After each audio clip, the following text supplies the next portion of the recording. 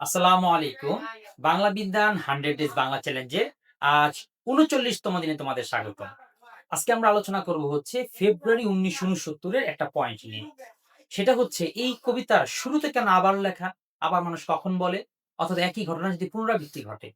কাকতালীয়ভাবে না ২ টি আন্দোলন একই সময়ে ঘটে যায়। যেমন ১৯৫২ সালের এই ফেব্রুয়ারি মাস আসলে পরেই আমরা উত্তাল হয়ে রাস্তায় নামি ভাষা আন্দোলনের জন্য। ঠিক একই বিষয় ১৯৬৯ ও হয়।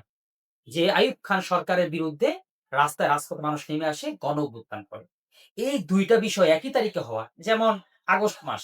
৫ই আগস্টে হাসিনার পতন হয়। ১৫ আগস্টে হচ্ছে শেখ মুজিবের মৃত্যু হয়।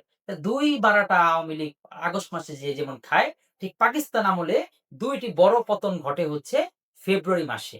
এই বিষয়গুলি লেখক মিল করে বলেছে, আবার ফুটেছে দেখো কৃষ্ণচূড়া থরে, থরে। তো যাই হোক, এইভাবে করে 100 ডেজ এর সাথে আমরা থাকবো। ধন্যবাদ সকলকে। আসসালামু আলাইকুম।